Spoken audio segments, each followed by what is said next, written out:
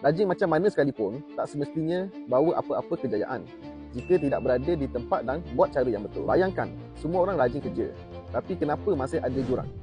So, rajin mesti kena ada ilmu dan berada di platform yang betul. Jika rajin dengan cara yang betul, ditambah ilmu dan bimbingan, anda semua sebenarnya boleh jalankan satu online business dan dapat income 4 hingga 5 angka macam ni setiap bulan.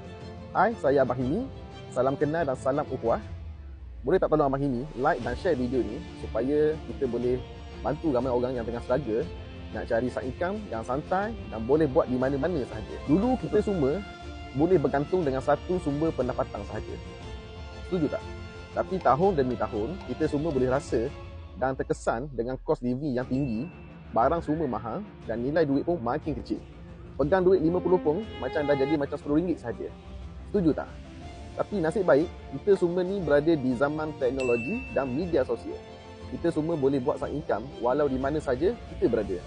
Abang Himi dan pasukan pun dah bantu ramai orang yang nak belajar buat side income dengan cara yang betul tanpa perlu simpan stok, packing dan post barang. Keuntungan pula sehingga 70%. Siap dengan panduan yang kesan. So, jika sekarang ini anda rasa struggle, jangan stres. Abang Himi nak jemput anda semua untuk kaji dulu satu online business ini yang Abang Himi dah pasukan sedang buat.